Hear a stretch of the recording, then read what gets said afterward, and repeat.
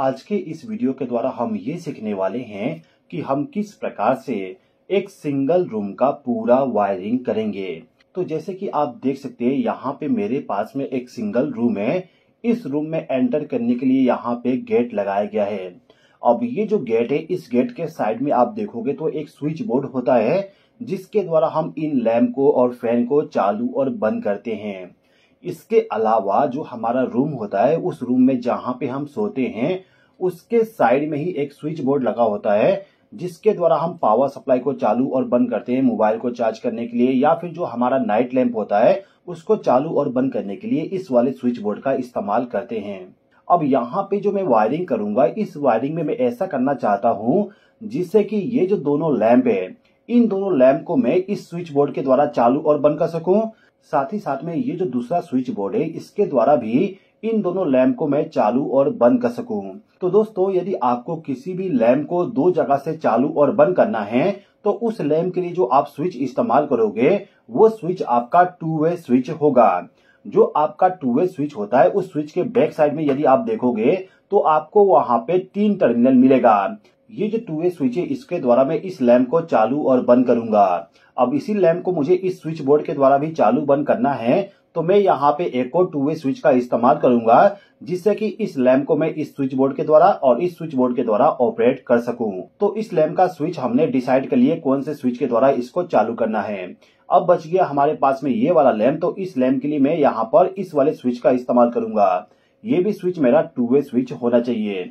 अब ये जो स्विच बोर्ड है, इसमें ये वाला स्विच इस्तेमाल किया जाएगा इसको चालू और बंद करने के लिए। नाइट लैंप को हम केवल इस वाले स्विच बोर्ड के द्वारा चालू बंद कर सकते हैं। ये जो स्विच बोर्ड है, इसके द्वारा मैं नहीं चाहता हूं कि इस लैंप को चालू बंद करूं, केवल मुझे यहां से चालू और बंद करना है इस लैंप को। ओके, अब ये जो रूम है, इस रूम का वायरिंग करने के लिए सबसे पहले मैं क्या करूंगा, यहाँ पे जो मेरा स्विच बोर्ड है, इस स्विच बोर्ड में जो टू वे स्विच लगाया गया है इसको मैं लूपिंग कर दूंगा दूसरे टू वे स्विच के द्वारा।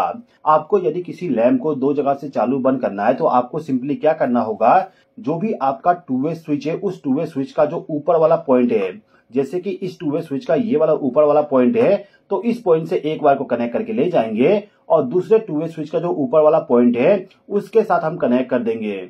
अब इसी स्विच का जो नीचे वाला पॉइंट है, इस पॉइंट से एक वायर को कनेक्ट करके ले जाएंगे और इसको ले जाके सीधा ही ये जो हमारा स्विच है इसके नीचे वाले पॉइंट से कनेक्ट कर देंगे। यानी कि इस स्विच का जो ऊपर वाला और नीचे वाला पॉइंट है इसको ले जाके दूसरे स्विच के ऊपर वाले और नीचे वाले पॉइंट के साथ कनेक्ट कर देना होगा। अब ये जो मेरे पास में दूसरा स्विच है, इसको भी मैं सेम तरीके से कनेक्शन कर दूंगा। यानी कि ऊपर वाले स्विच को ले जाके दूसरे वाले स्विच के ऊपर वाले पॉइंट से कनेक्ट कर दूंगा और नीचे वाले पॉइंट को लाके दूसरे स्विच के नीचे वाले पॉइंट के साथ कनेक्ट कर दूंगा। यानी कि ऊपर वाले पॉइंट को ऊपर से और नीचे वाले पॉइंट को नीचे से कनेक्ट करना है। अब यहाँ पे हम क्या करते हैं कि जो हमारा फेस सप्लाई है उसको लाके सबसे पहले तो ये जो स्विच बोर्ड है, इस स्विच बोर्ड का जो एक वाला पॉइंट है इस पे कनेक्ट कर दिया। आप यहाँ पे एक चीज नोटिस कर सकते हैं कि ये जो मेरा नॉर्मल स्विच है, इस स्विच के नीचे वाले पॉइंट पे मैंने इनपुट पावर सप्लाई प्रोवाइड कर दिया। यदि आपको फेस सप्लाई ले जाके टू वे स्विच के साथ कनेक्ट करना है तो उस कंडीशन में इस वायर को ले जाके आपको बीच वाले पॉइंट पे कनेक्ट करना होगा। लेकिन फिलहाल के टाइम पे मैंने क्या किया, ये जो नॉर्मल स्विच है जिसमें केवल 2 टर्मिनल होता है, उस स्विच के साथ में मैंने इस वायर को कनेक्ट कर दिया। अब ये जो मेरा दूसरा स्विच बोर्ड है, इसमें भी मुझे फेस सप्लाई पहुंचाना होगा, तो मैं क्या करता हूं कि यहां से एक वायर को लूप करके इसको डायरेक्टली ले जाके दूसरे स्विच के साथ इसको कनेक्ट कर देता हूं। अब ये जो स्विच बोर्ड है, इस स्विच बोर्ड में जो बाकी स्विच है उनको भी हम फेस सप्लाई प्रोवाइड कर देते हैं। तो सबसे पहले क्या करेंगे, ये जो स्विच है, इस स्विच को हम यहाँ से फेस सप्लाई प्रोवाइड कर देते हैं। जब आप एक्चुअल में वायरिंग करने जाओगे तो उस समय आपको क्या करना होगा, आपका जो ये वाला स्विच है, इस स्विच से एक वायर को लूप करके इस पॉइंट पे कनेक्ट करना है। फिलहाल के टाइम पे मैंने आपको एक्सप्लेन करने के लिए यहाँ से वायर को लूप कर दिया, तो इस स्विच को फेस सप्लाई मिल गया। बच गया हमारा ये दोनों स्विच, तो इनको भी हम फेस सप्लाई प्रोवाइड करने के लिए यहाँ से एक वायर को कनेक्ट करके इनको भी फेस सप्लाई प्रोवाइड कर देते हैं। तो इस स्विच बोर्ड में जो 4 स्विच है इनको हमने फेस सप्लाई प्रोवाइड कर दिए। अब जैसे कि मैंने आपको बताया था कि ये जो स्विच है इसके द्वारा हम इस नाइट लैंप को चालू और बंद करेंगे, तो हमें क्या करना होगा कि इस स्विच का जो आउटपुट वाला पॉइंट है उस पॉइंट से एक वायर को कनेक्ट करके ले जाना है और इस लैंप को हमें फेस सप्लाई प्रोवाइड करना होगा। इसके बाद ये जो मेरा स्विच है, इसके द्वारा मैं इस सॉकेट को चालू और बंद करूंगा तो इसके लिए मैं क्या करता हूँ कि ये जो स्विच है इसका जो ऊपर वाला पॉइंट है, इस पॉइंट से एक वायर को कनेक्ट करके ले जाऊंगा और इस सॉकेट का जो राइट हैंड साइड वाली पिन है उस पिन के साथ इस वायर को कनेक्ट कर दूंगा। यानी कि सिंपल सा तरीका आपको इस्तेमाल करना है। जो भी आपका स्विच है उस स्विच के आउटपुट टर्मिनल से फेज सप्लाई ले जाके जिस भी चीज को आप चालू करना चाहते हो उसको फेज सप्लाई प्रोवाइड कर दीजिए। आप यहाँ पे देख सकते हैं इसके द्वारा हमने इसको पावर सप्लाई प्रोवाइड कर दी है और इस स्विच के द्वारा इस लैंप को पावर सप्लाई प्रोवाइड कर दी है। अब इसके बाद ये जो स्विच बोर्ड है इसका वायरिंग करते हैं।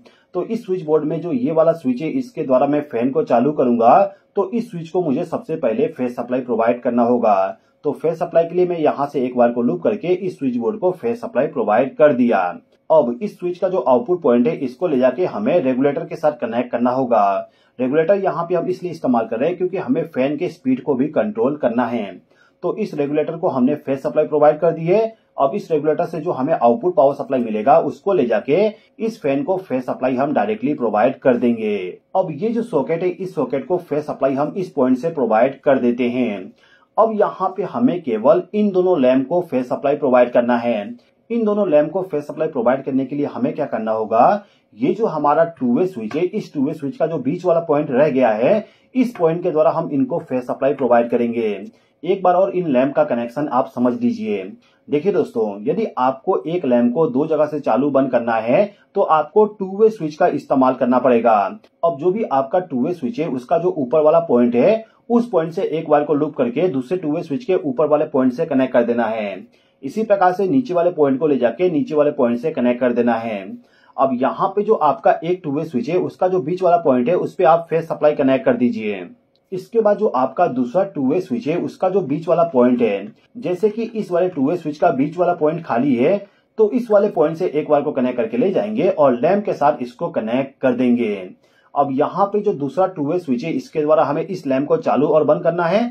तो हम सिंपली क्या करेंगे, इस पॉइंट से एक वायर को कनेक्ट करके ले जाएंगे और इस लैंप को हम फेज सप्लाई प्रोवाइड कर देंगे। तो फेज सप्लाई का जो भी कनेक्शन था वो कनेक्शन हमने कर दिए। अब हमें यहाँ पे न्यूट्रल पावर सप्लाई का कनेक्शन करना है।